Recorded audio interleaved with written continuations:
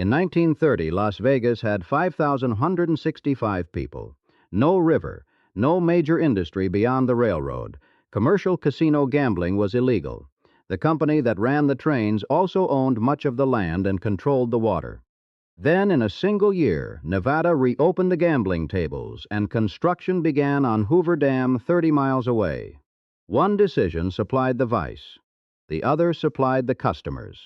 Together, they began the dark rise of America's Sin City. Before there were casinos in the desert, there was water moving through it. Springs rose from the floor of the Las Vegas Valley and fed a creek that ran east across the open ground. Around it grew enough grass to interrupt the miles of stone, dust, and creosote. Long before any outsider wrote the place onto a map, Pueblo peoples, Patayan communities, and the Nuwuvi, or Southern Paiute, used these springs. Archaeologists have found the remains of campfires, stone tools, clay vessels, food, and dwellings near the water. The valley was not empty. It was occupied, traveled, and known. In 1829, a Mexican trading expedition led by Antonio Armijo was working its way from New Mexico toward California when a scout named Rafael Rivera reached the springs. The name later attached to the place was Spanish, Las Vegas. The meadows. The plural mattered. This was not a single pool hidden beneath a rock. Water spread through grassland wide enough to feed animals that had crossed some of the driest country in North America. By the 1830s, the meadows had become a regular stop on the Old Spanish Trail, the punishing trade route between Santa Fe and Los Angeles. Mule caravans arrived carrying goods, news, and exhausted men. Mountain men used the springs. So did emigrants, traders, and horse thieves. The valley offered no harbor and no navigable river. It offered something more useful to anyone crossing the Mojave Desert, a place to stop. If you had stood beside the creek in those years, there would have been no reason to imagine a city. The nearest settlements were separated by hundreds of miles of difficult country. Summer heat pressed down on the basin, and the surrounding mountains held the valley like the walls of an enormous dry bowl. But animals could graze here. Travelers could refill their containers. A man could wash dust from his face and continue west. For decades, that was enough. Then, in June 1855, 30 Mormon settlers, led by William Bringhurst, arrived from Utah. The growing Mormon territory needed a station along the route to Southern California, and the meadows seemed to provide the one thing such a settlement could not do without. With assistance from local Paiute people, the settlers began making adobe bricks and raising a fort beside the creek. Its 4 outer walls were each about 150 feet long. 2 bastions guarded opposite corners, and a row of 2-story buildings stood inside. The settlers diverted part of the creek into fields and built an adobe corral north of the walls. Grain, vegetables, and fruit were planted where desert plants had grown. It was the first sustained attempt by outsiders to make the water stay in one place and work for them. The fort looked permanent. Adobe has a way of doing that when its walls are thick and its corners square. But the crops failed. Nearby lead deposits produced less than expected, and arguments divided the mission's leaders. Within 2 years, the settlers were gone. The walls remained. In 1861, Albert Knapp used the abandoned fort as a store for travelers. 4 years later, Octavius Decatur Gas acquired the property and turned it into a ranch. The old mission buildings became storerooms and living quarters. Water from the creek-fed grain fields, vegetable plots, and fruit trees. Cattle and horses grazed on the meadow grass. Miners and travelers could buy food, obtain supplies, and rest before returning to the trail. The failed mission had found a second purpose. Its chapel and defensive walls had not created a religious settlement, but its irrigation ditches helped create a business. Gas gradually obtained control of the land surrounding the creek. By 1878, he owned nearly everything watered by it. That fact is worth pausing over. Before Las Vegas had streets, the water that made the place possible was already passing into private hands. Gas then gambled on another desert waterway. He invested in land near the Colorado River, believing steamboat traffic would create new settlements and raise property values. Railroads offered shippers an easier route instead.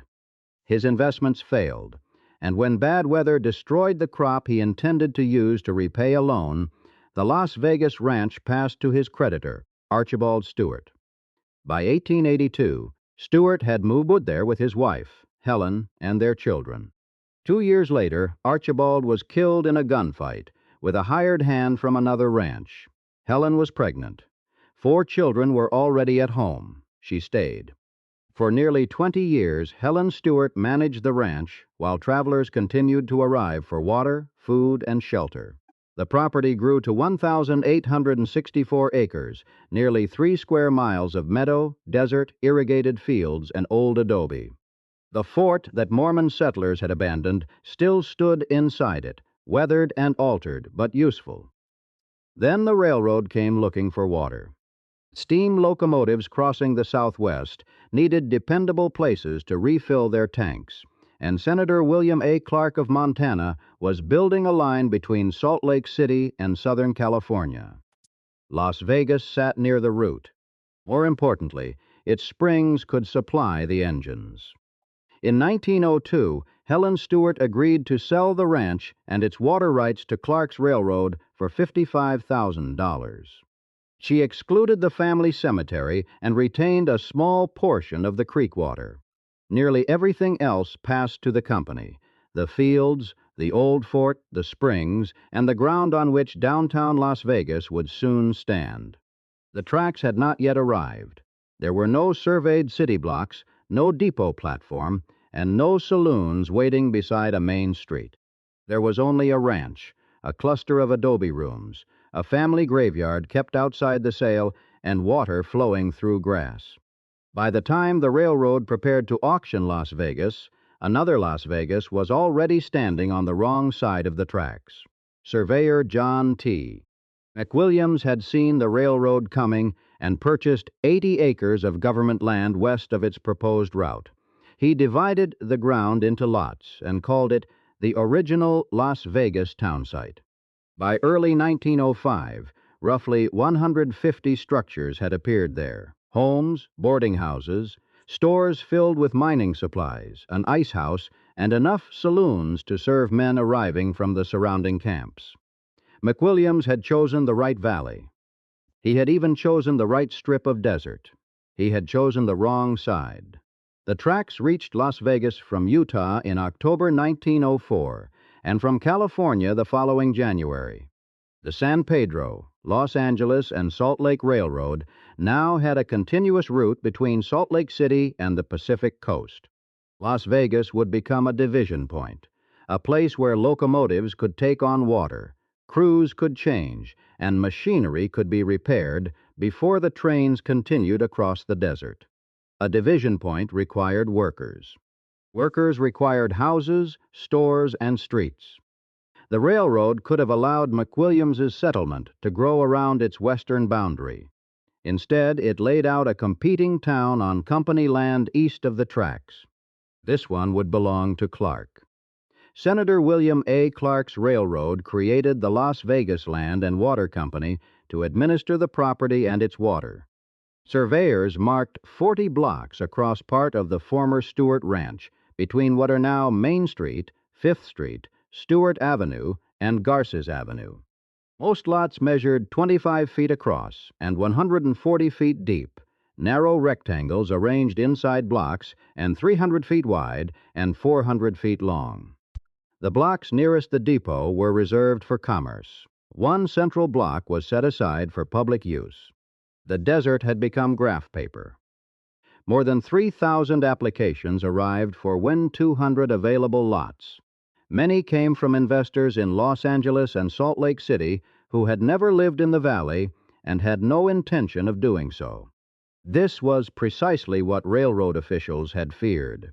J. Ross Clark, the senator's brother, had resisted promoting the settlement too aggressively because he worried that speculators would seize the land. The company promoted it anyway. Railroad advertisements offered prospective buyers a refund on the $16 train fare to Las Vegas.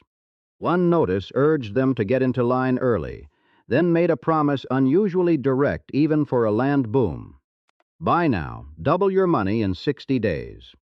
On Monday, May 15, 1905, hundreds of buyers gathered near the tracks at the head of the street that would become Fremont. They stood around a raised platform while the auctioneer called the lots. Corner parcels began at $150, enough money to demand confidence, but little enough to invite a gamble. The most valuable ground lay close to the depot at Main and Fremont, where arriving passengers would step from the train into the new town. The buyers were not purchasing buildings. Most of those did not yet exist. They were bidding on survey stakes, measurements, access, and the railroad's promise that this patch of alkaline ground would become the center of trade in southern Nevada. Hands rose. Prices climbed. Names were entered into ledgers. Las Vegas was not literally sold out in one day. Approximately half of the 1-200 lots changed hands during the first 2 days of the auction. But May 15 fixed the center of the future city. In a few hours, the railroad had done something that years of ranching and months of construction in McWilliams's settlement had not. It had decided where passengers would arrive, where freight would be unloaded, and which ground would command the highest price. The rails formed more than a boundary. Their raised embankment made it difficult for wagons to pass between the two town sites. The depot, loading platforms, and commercial lots stood on the Clark side. So did the company that controlled the springs and the new water system. McWilliams's settlement had stores, houses, and an ice house. Clark's settlement had the trains. It also had the water. The Las Vegas Land and Water Company began carrying spring water into the town through redwood pipes. Buyers could own their 25-foot strip of ground, build walls on it, rent rooms, and open a business. The company still controlled the substance that made every one of those activities possible. Las Vegas had private property, but it also had a corporate valve. Fremont Street began filling with hotels, shops, a bank, and a post office. Closest to the depot, rooms and storefronts replaced open ground. Beyond them stood quieter residential blocks, while workshops and freight buildings gathered along the rails. Across the tracks, McWilliams's original town site slowly lost businesses and residents. The word original remained in its name. The center had moved without it. The railroad also decided where disorder would be permitted. Liquor sales were restricted to designated ground, especially Block 16 on First Street. What began as an effort to contain drinking soon concentrated saloons, gambling, and prostitution within a short walk of the depot. The arrangement carried a quiet contradiction. The company wanted an orderly town for its workers, so it drew a line around disorder and gave it an address. By the end of 1905, Las Vegas was still a small place surrounded by miles of desert. Its streets were largely unpaved. Dust moved between new walls and tents. Beneath the ground, spring water passed through wooden pipes owned by the railroad. Above it, near the tracks, the doors on Block 16 stayed open. The city had been divided before it had been built. When Las Vegas was auctioned into existence in 1905, gambling was already legal in Nevada. The state had permitted licensed games since 1869, when legislators overrode the governor's veto. In the same year Las Vegas was founded, Nevada authorized nickel slot machines because revenue from other gaming licenses had declined. The city was born with a place already prepared for them. Block 16 had saloons, card rooms, rented beds, and a location close enough to the railroad depot for a man to find before the dust had settled on his coat. Then Nevada tried to close the games. The Women's Civil League and the Anti-Gambling League of Reno pressed the legislature to end commercial gambling. In 1909, lawmakers passed a prohibition scheduled to take effect on October 1, 1910. The delay gave operators nearly 19 months to close their games, move them, or place them behind doors where the law would have to come looking. When Las Vegas incorporated in 1911, wide-open gambling was illegal. The prohibition did not remain simple. Nevada briefly relaxed it, then restored it in 1913. Social games played for drinks, cigars, or small prizes were allowed. A 1915 law permitted several card games, including stud poker, draw poker, whist, and 500, while continuing to prohibit roulette, craps, faro, keno, and machines that paid winnings. The line between a social card game and a gambling business depended partly on the cards, partly on the stakes, and partly on who opened the door. Illegal games continued in Nevada towns. Enforcement varied by sheriff, city, and establishment. In Las Vegas, the railroad brought men with cash in their pockets and hours between shifts. Block 16 offered liquor and gambling whether the statutes approved of them or not. The law had removed the licenses. It had not removed the customers. In 1920, Mamie Stocker opened the Northern Club at 15 East Fremont Street. She had arrived in Las Vegas with her family in 1911. Her husband, Oscar, worked for the railroad, and their sons became involved in the club. During the years when only limited card games were lawful, the Northern occupied the familiar territory between what could be seen from the street and what might be happening farther inside. By 1930, Las Vegas had 5,165 residents. The railroad remained its largest employer, landowner, and supplier of water. Then the Depression struck the industries around it. Mining fell. A severe drought gripped Nevada. Cattle sold for 3 cents a pound, meaning an entire pound of animal was worth less than a nickel slot machine required for a single pull. The state needed money, and gambling was already taking money without paying much of it to the state. In 1931, 17 senators and 37 assemblymen gathered in the old Nevada Capitol. Among them was Phil Tobin, a freshman Republican assemblyman and rancher from Humboldt County. He introduced Assembly Bill 98, soon known as the Wide Open Gambling Bill. The debate took place before the Committee on Public Morals. Supporters argued that gambling had become too common to suppress and too profitable to leave untaxed. Opponents described it as a vice that would attract gangsters and stain Nevada's name.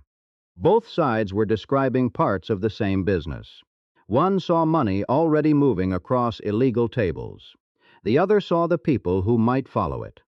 The bill passed. Its language did not merely tolerate a few card games. It named them. Faro, Mont, Roulette, Keno, Fantan, 21, Blackjack, 7.5, Big Engine, Klondike, Craps, Stud Poker, Draw Poker, and slot machines could all be operated under license. The list read like an inventory of frontier games, mechanical devices, and wagers collected from saloons across the West. The original system was thin. An applicant had to be an American citizen and obtain local approval. There was no state investigation into financial partners or criminal associations. License fees were tied to individual tables and machines, not to the amount of money an establishment won. Nevada legalized the business years before it built the machinery to examine the people behind it. That number is worth pausing over.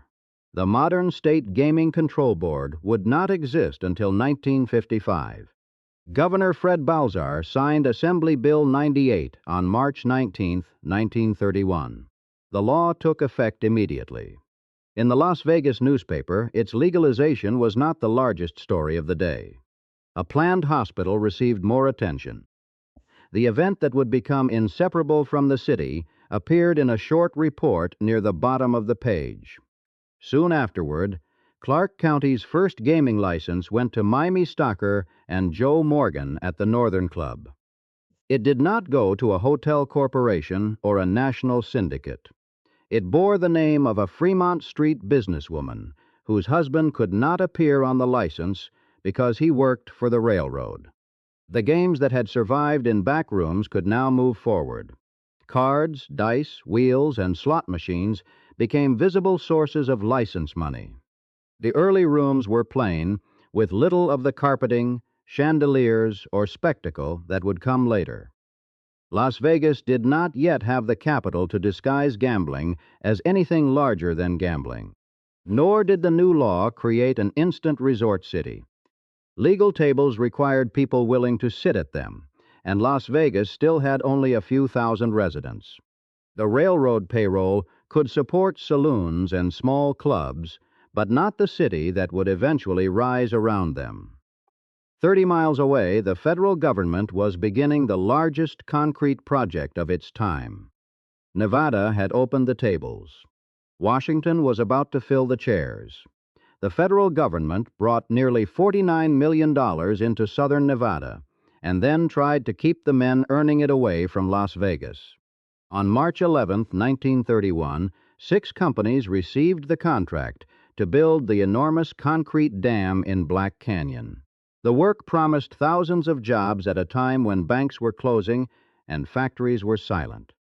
Men began arriving before housing was ready, many carrying little more than work clothes and the belief that proximity to the canyon would improve their chances. Las Vegas became their first point of arrival. The city had barely 5,000 residents, but unemployed men and their families came by train, truck, and automobile. Some remained in Las Vegas. Others moved closer to the construction site, where tents, cardboard boxes, scraps of lumber, and automobile bodies became a settlement known as Ragtown. Temperatures on the canyon floor rose above 120 degrees. River water could be collected in buckets, but sediment settled at the bottom, and dysentery spread through the camp. The government had planned something more orderly. 6 miles from the dam site, Boulder City rose on federally owned land. The Bureau of Reclamation retained title to the ground, and federal rangers maintained order.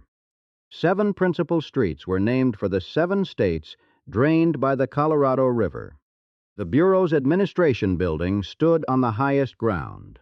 Below it were a hospital, school, post office, laundry, department store, recreation hall, cottages for married workers, and 9 dormitories for single men.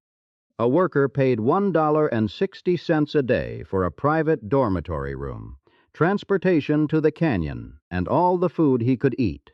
Meat arrived from Reno in shipments weighing 20,000 pounds. A farm at Mesquite kept 200 cows to supply milk, cream, and butter. Boulder City could feed a workforce. It could also watch one. After an August 1931 strike over wages and working conditions, a fence and checkpoint were built at Railroad Pass. Anyone entering the federal reservation needed a signed pass from an employer, proof of family inside, or another reason acceptable to the guards. The government owned the land, approved the businesses, and controlled access. Gambling, prostitution, and liquor were forbidden. The rules did not make desire disappear. Before national prohibition ended in 1933, officers in Boulder City seized 8 stills and arrested 72 people. Outside the reservation, the federal rules stopped at a surveyed line. Nevada law began on the other side. That line became valuable. The work producing the paychecks was physical and dangerous. Men blasted 4 tunnels through the canyon walls so the Colorado River could be diverted around the dam site. Inside, temperatures reached 140 degrees. High scalers sat on wooden seats suspended by ropes, drilling and clearing loose stone hundreds of feet above the river. The official construction death toll eventually reached 96. In 1931, some laborers saw their daily wage cut from $5 to $4. For a man living in the dormitory, room and board could take $1.60 before he bought anything else. The remaining money had been earned beside dynamite, machinery, falling rock, and tunnel air hot enough to kill. There were thousands of such pay envelopes. By 1933, the 6 companies' payroll was running at roughly $500,000 a month. Las Vegas did not need all of it. It needed a road. Boulder Highway connected the federal town with Fremont Street, about 30 miles away. On days away from the canyon, workers and their families piled into automobiles and traveled north over a road remembered as dusty and rough. Stores in Las Vegas sold clothing and groceries. Fremont Street offered hotels, restaurants, card rooms, and licensed gambling. Block 16 supplied the things that Boulder City had been designed to exclude. The paychecks began encountering businesses before reaching Las Vegas. On August 1, 1931, the Railroad Pass Club opened near the boundary of the federal reservation. It held Nevada Gaming License Number 4 and was built to serve dam workers. A man leaving Boulder City did not have to travel the full distance to Fremont Street before finding a gaming table. The reservation gate stood on one side of the pass. The club stood beyond it. The geography was almost too precise. In Boulder City, the federal government provided cottages, dormitory rooms, meals, medical care, and transportation. In Las Vegas and along the highway, private operators provided places to spend what remained. One town organized the labor. The other received its wages. Las Vegas had not won the dam headquarters. Federal planners had deliberately built Boulder City closer to the canyon, separating the workforce from the older railroad town and its saloons. Yet that separation gave Las Vegas a role Boulder City could not perform. Every restriction on the federal reservation increased the value of the first unrestricted door beyond it. The dam also produced a second stream of visitors. Travelers came to southern Nevada to see the tunnels, machinery, concrete buckets, and the wall rising across Black Canyon. They required gasoline, meals, lodging, and something to do after the daylight left the canyon. Las Vegas was already learning that money did not have to belong to a resident before the city could collect part of it. The effect was substantial, but not miraculous. When the dam workforce declined, Las Vegas did not become a metropolis. Its population reached 8,422 by 1940, still small enough for Fremont Street to remain the visible center of town. The dam had supplied a temporary payroll, a new highway, and a flow of strangers. It had not yet supplied a permanent answer. By 1935, the concrete wall at Black Canyon was nearly complete. The dormitories remained under federal control. The checkpoint remained at Railroad Pass. Beyond it, cars continued north toward Las Vegas. The concrete stayed in the canyon. Much of the paycheck did not. For its first 3 decades, Las Vegas faced the railroad tracks at the western end of Fremont Street.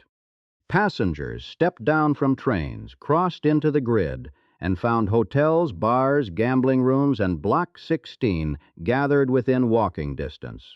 But another Las Vegas was forming beyond the last streetlights.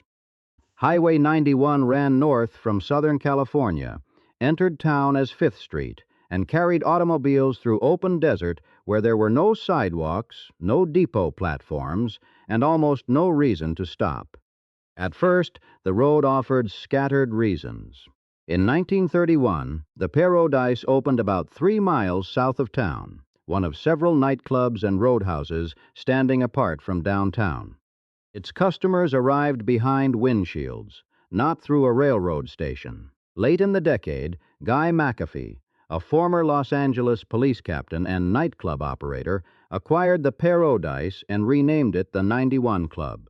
McAfee is generally credited with borrowing the word strip from Los Angeles and applying it to the Nevada highway, although historians acknowledge several versions of the naming. The road itself was still mostly darkness, patched pavement, gasoline stations, and signs. Then Thomas Hull saw traffic where others saw distance.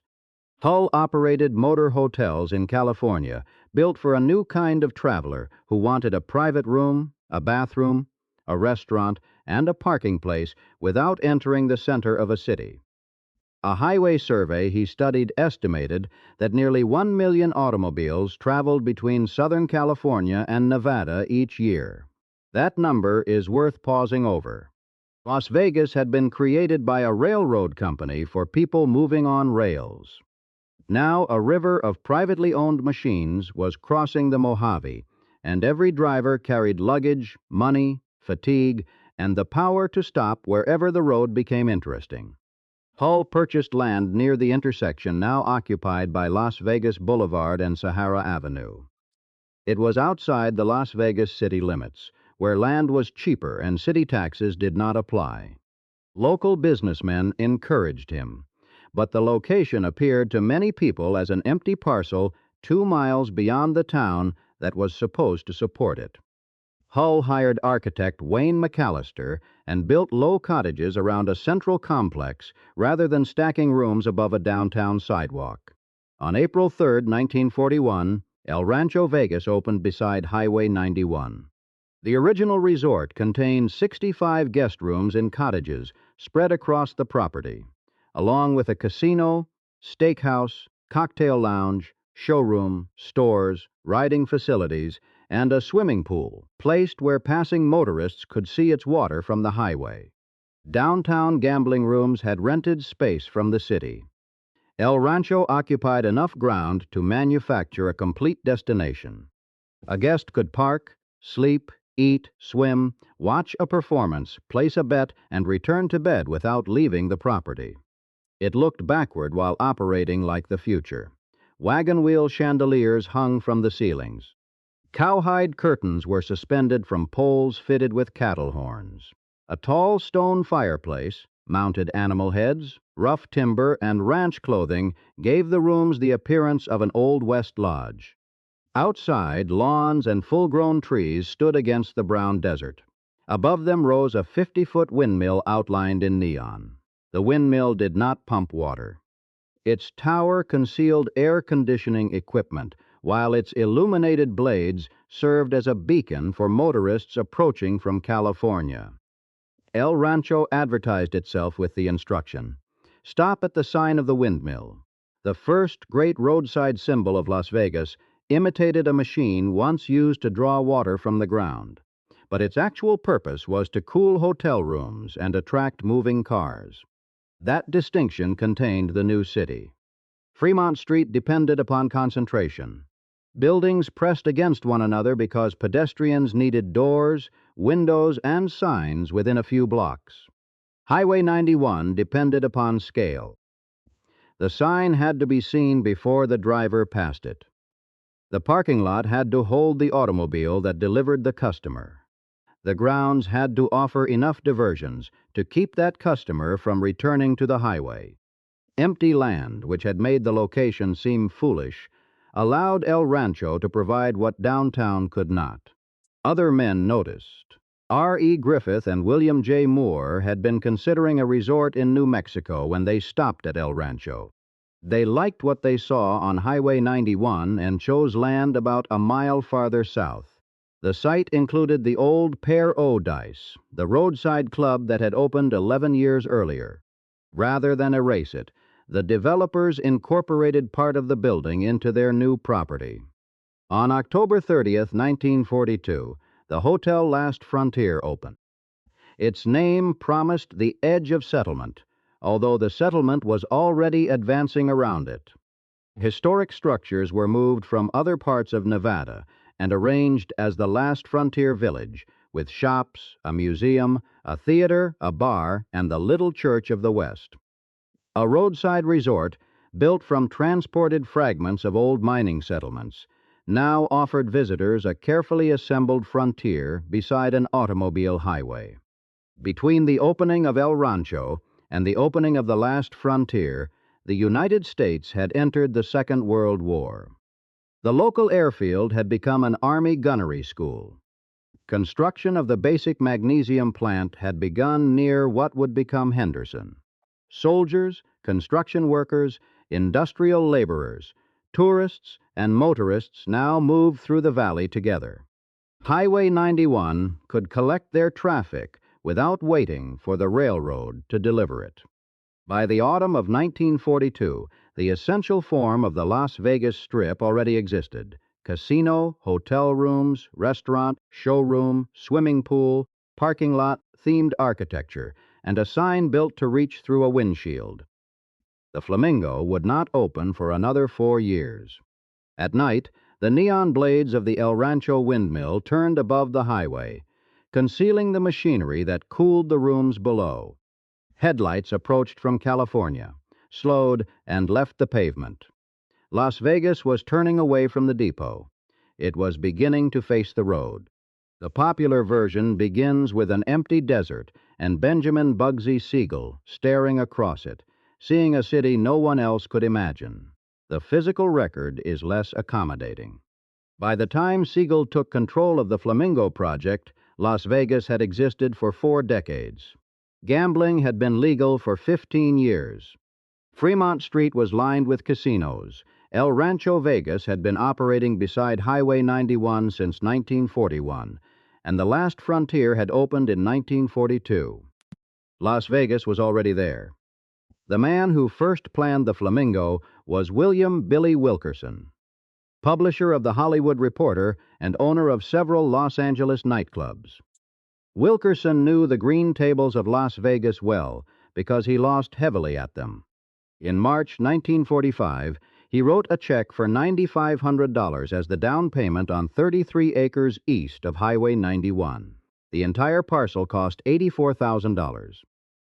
He intended to build something unlike the ranch buildings, wagon wheels, mounted horns, and frontier villages already standing along the road.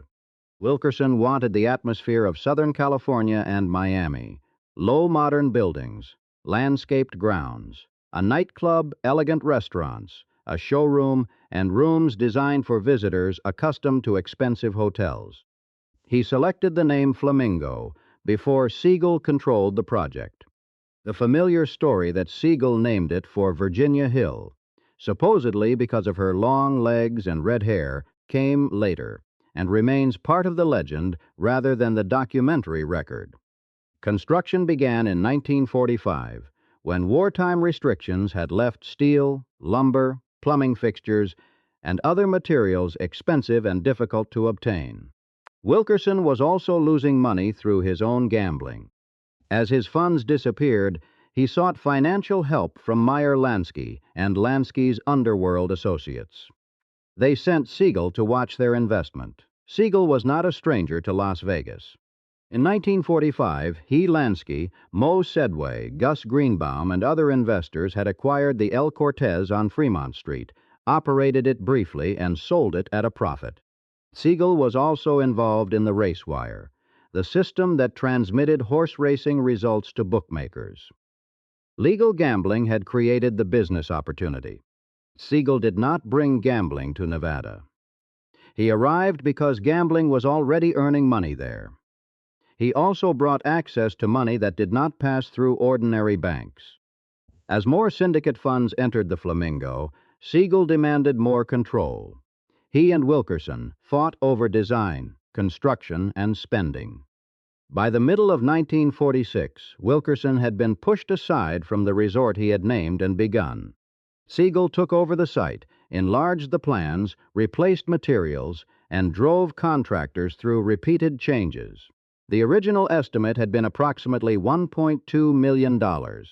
By the spring of 1947, some estimates placed the cost above $6 million.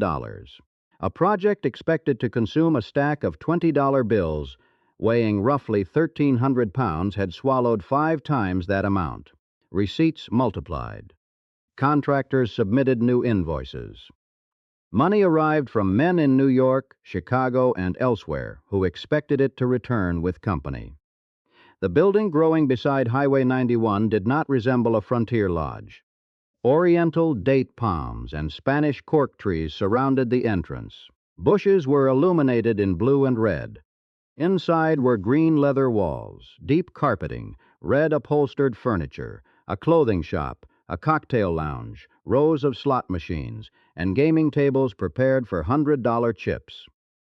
The Old West had been useful when Las Vegas needed to make luxury feel informal. The Flamingo no longer bothered with the disguise.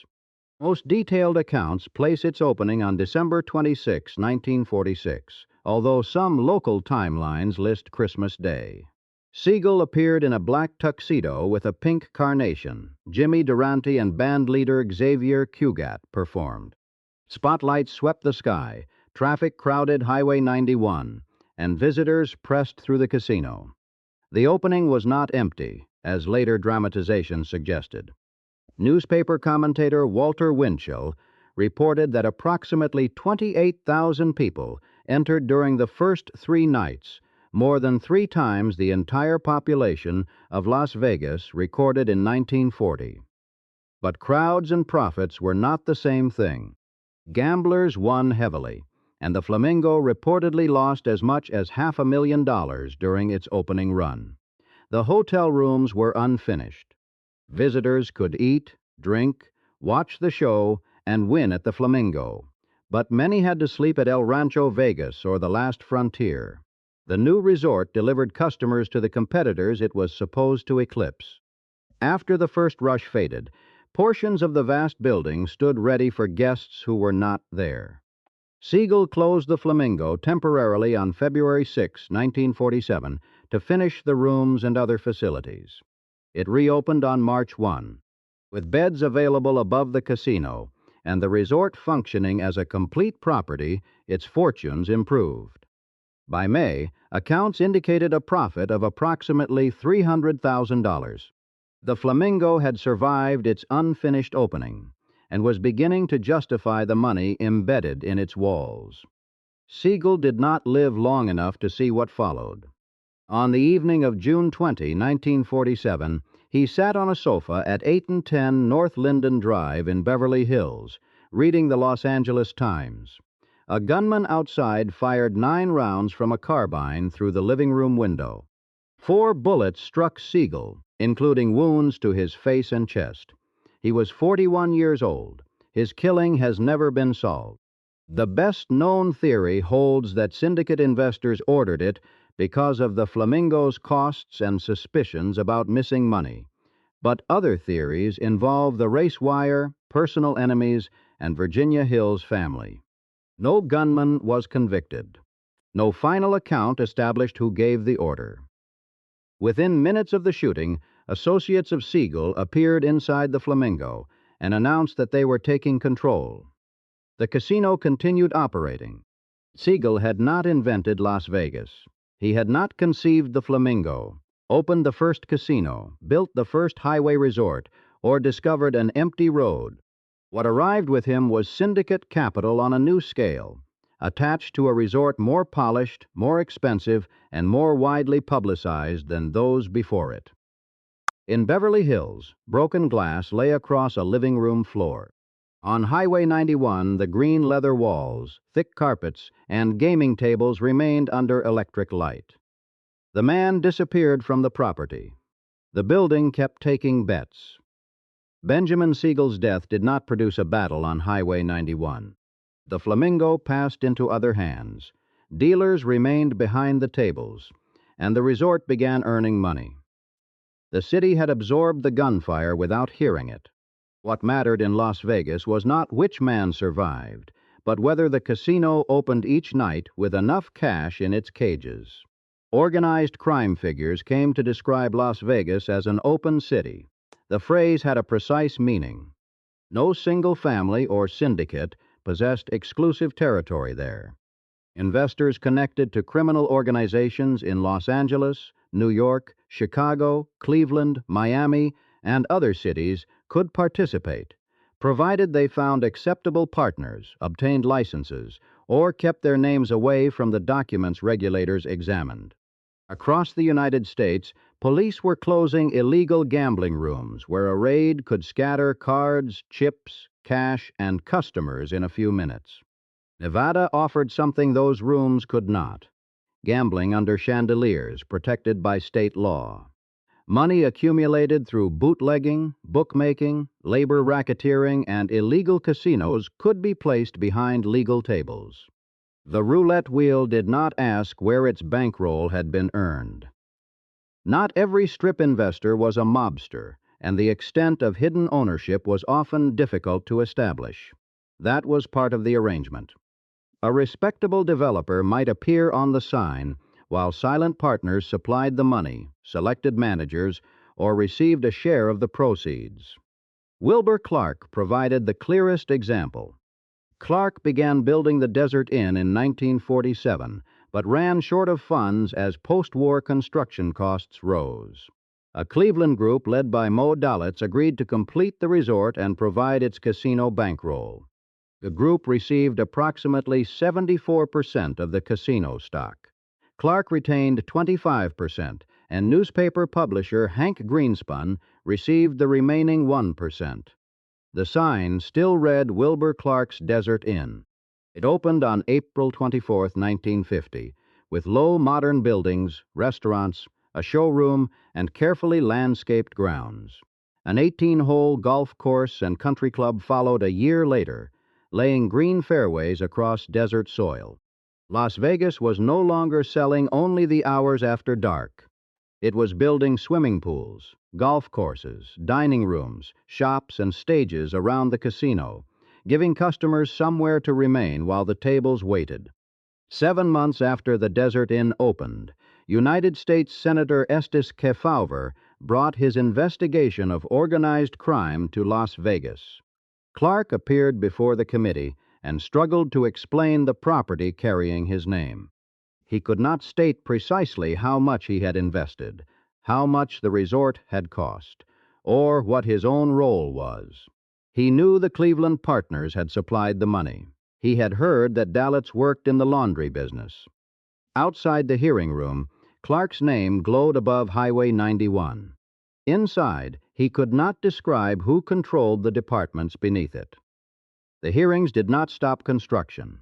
In 1950, Las Vegas received approximately 1 million visitors. The road widened, new subdivisions entered the valley, and resort builders continued purchasing desert parcels. The city's open arrangement gave projects access to pools of money that conventional banks often considered too risky, especially when the collateral consisted of sand, architectural drawings, and a promise that gamblers would keep coming. They came.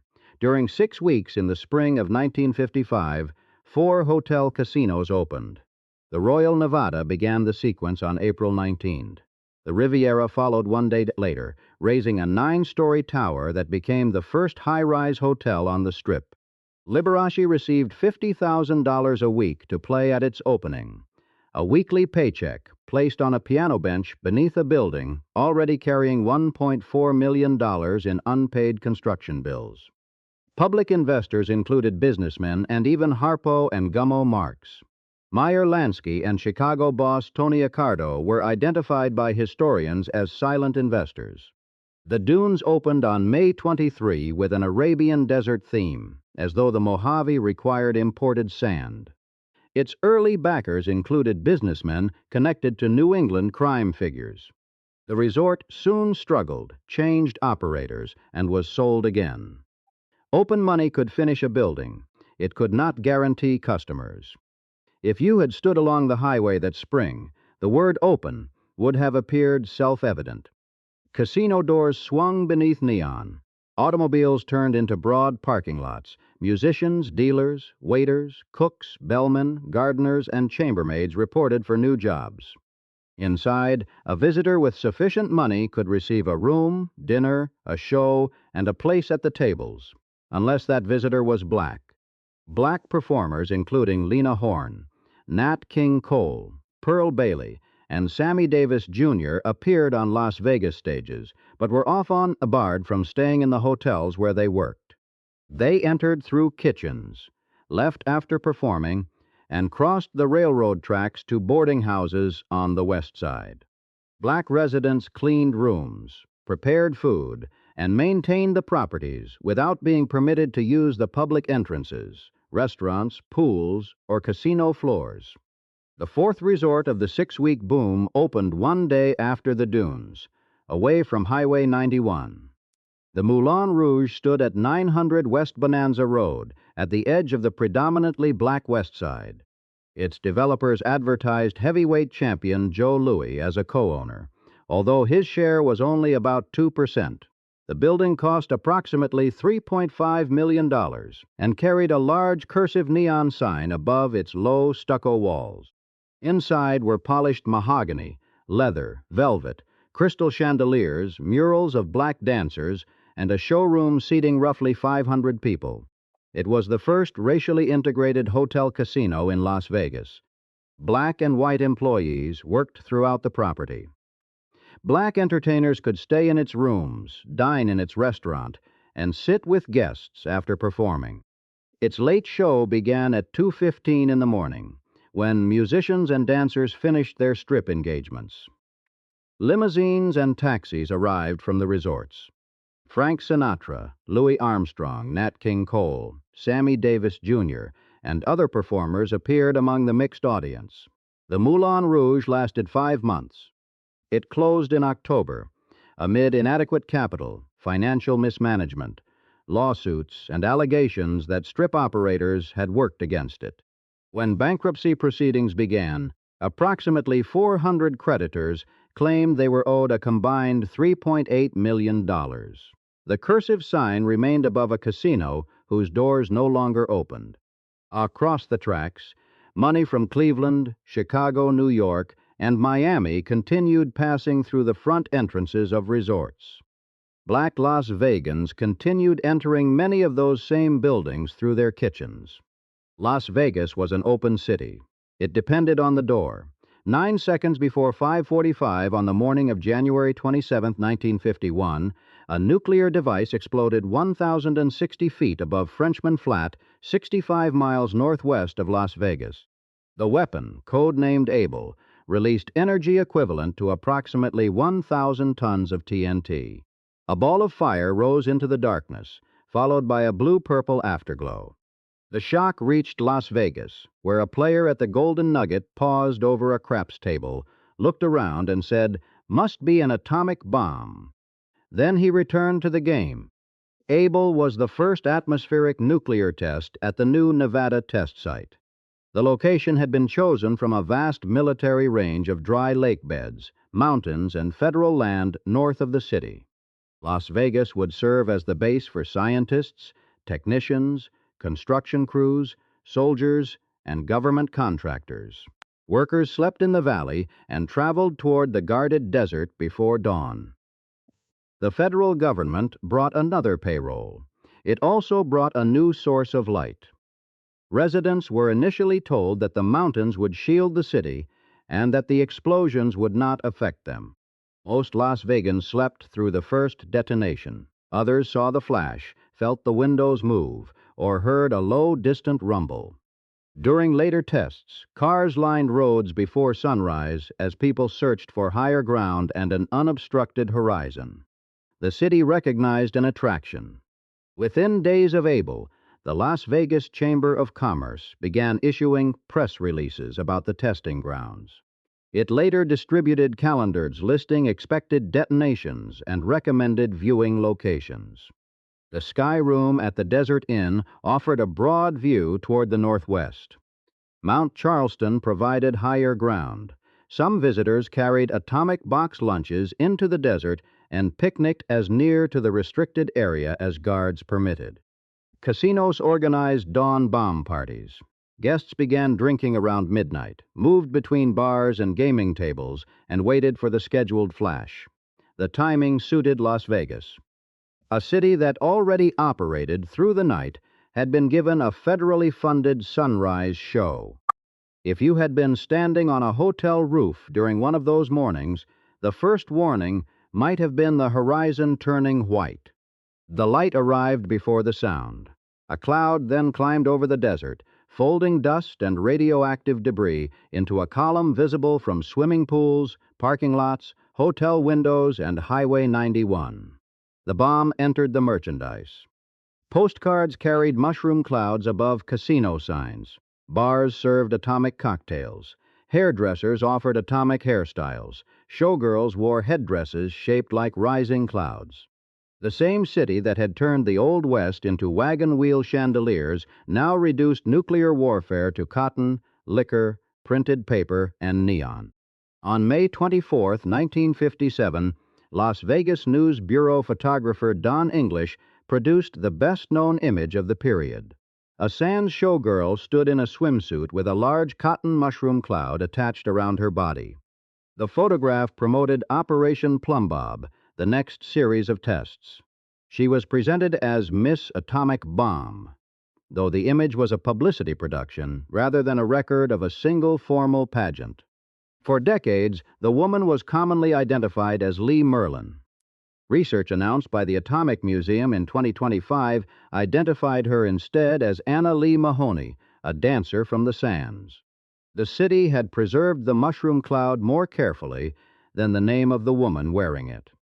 From January 1951 through July 1962, the Nevada test site conducted 100 atmospheric tests. They were used to develop weapons, measure blast effects, expose military equipment and structures, and train troops for battlefields in which nuclear weapons might be used. Houses were constructed on the flats, furnished with appliances and mannequins, then placed at measured distances from ground zero. Military units crouched in trenches. Journalists watched from a designated rise called News Knob. In Las Vegas, the flashes became familiar enough to fit between dinner and breakfast. At the test site, instruments measured pressure, heat, radiation, structural failure, and the movement of clouds. The clouds did not always remain inside the boundary.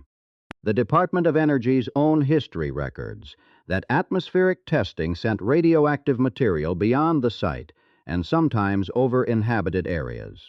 Wind and rainfall determined where it settled. Radioactive iodine fell on grass and pastureland in parts of Nevada, Utah, Idaho, Colorado, Montana, and far beyond. Cows and goats ate the contaminated grass. Iodine entered their milk. Children drank it, and their developing thyroid glands absorbed it. The chain was quiet: cloud, grass, cow, bottle, child. Government scientists later concluded that people who were children during the testing years, particularly those who drank fresh local milk in heavily affected areas, faced an increased risk of thyroid disease and cancer. Reconstructing individual exposure proved difficult because weather records, milk sources, and radiation measurements were incomplete. Families remembered illnesses. Government studies worked backward through old maps, test reports, rainfall totals, and dairy routes. Congress enacted the Radiation Exposure Compensation Act in 1990, creating payments for certain downwind residents, test participants, and uranium workers who developed specified diseases. By then, the rooftop parties belonged to another Las Vegas. Atmospheric testing in the Nevada site had already ended. The Limited Test Ban Treaty, signed in Moscow on August 5, 1963, prohibited nuclear tests in the atmosphere, underwater, and in outer space. Testing moved beneath the ground, where another 828 tests were conducted before the final detonation in 1992. The work continued. The public light disappeared. The Chamber of Commerce no longer needed to print detonation calendars. Hotel guests no longer waited on rooftops with cocktails for the northwest horizon to turn white. In the famous photograph, Anna Lee Mahoney remained smiling beneath a cloud made of cotton. The other clouds had moved with the wind. When the Stardust opened on July 2, 1958, its roadside sign stretched 216 feet along Highway 91, a brightly lit universe of planets, stars, and a small Earth circled by a satellite. Inside, the Lido de Paris performed on a stage carried by 6 hydraulic lifts. The bar ran 140 feet along the casino wall. Behind it spread 1,000 guest rooms, more than any Las Vegas hotel had opened with before. The building was not intimate. It was a machine designed to make abundance look effortless. The man who imagined it never saw the lights come on. Tony Cornero had been denied a Nevada gaming license while the Stardust was under construction. On July 31, 1955, he sat at a craps table in the Desert Inn, lost $37,000, argued with a dealer over a $25 chip, suffered a heart attack, and died before he reached the floor. His unfinished hotel was nearly three-quarters complete. It passed to John Factor, and the management team from Mo Dallitz's Desert Inn came in to run the casino. The founder was gone. The machine continued. By then, Las Vegas had learned that the showroom and the casino were not separate businesses. They were two chambers of the same pump. In the 1950s, the money came chiefly from gamblers. A good customer might receive a room, dinner, drinks, a show, a massage for his wife, and a round of golf. The gifts were not softness. They kept him inside the property, rested and flattered until he returned to the tables. The showroom provided the memory he carried home. The tables paid for it. If you had followed a stack of bills through one of those casinos, its journey would have grown less glamorous with every door. A player bought chips. His cash entered a drop box at the table. The boxes went to a count room, where the night's paper money became a number on the casino's books. Once counted and recorded, it could be taxed, divided, and reported as revenue. The skim lived in the moment before that number existed. Cash was removed before the official count. Because it never entered the ledger, it appeared to belong to no casino and produce no taxable profit. Couriers carried the unreported money out of Nevada to hidden owners in cities such as Chicago, Cleveland, and New York. The method needed no marked cards and no rigged wheel. The games could be honest, the customer could be paid, and the books could still lie. Tens of millions of dollars left Nevada this way before regulators caught up. The precise total was built to be unknowable. That distinction is worth pausing over. Las Vegas was not merely a city where criminals gambled. It had become a city where legal gambling could turn criminal capital into hotels, salaries, stage shows, and unrecorded cash, all beneath one roof. The orchestra played in public. Ownership moved quietly behind it. Nevada had tried to solve that problem in 1955 by requiring every stockholder in a gaming establishment to receive a state license. On paper, the rule placed a guard at the door. In practice, a large publicly traded company might have hundreds of thousands of shareholders, each technically requiring investigation. Major corporations stayed away. Private pools of money did not. The result carried a dry Nevada irony. A regulation intended to push hidden interests out helped leave organized crime among the few reliable sources of capital large enough to build the next resort. Some investors appeared openly on incorporation papers. Others held private points, pieces of ownership that gave them access to profits, and in some properties, the skim. The names on the marquee, the names on the license, and the names waiting for envelopes back east did not always match. In early 1960, Las Vegas offered its polished answer at the Sands. Frank Sinatra, Dean Martin, Sammy Davis, Jr., Joey Bishop, and Peter Lawford were in town making Ocean's 11 and appearing in the Copa Room. Hollywood stars filled the audience. The Sands had built its reputation by spending heavily on performers, and the film carried that image far beyond the desert.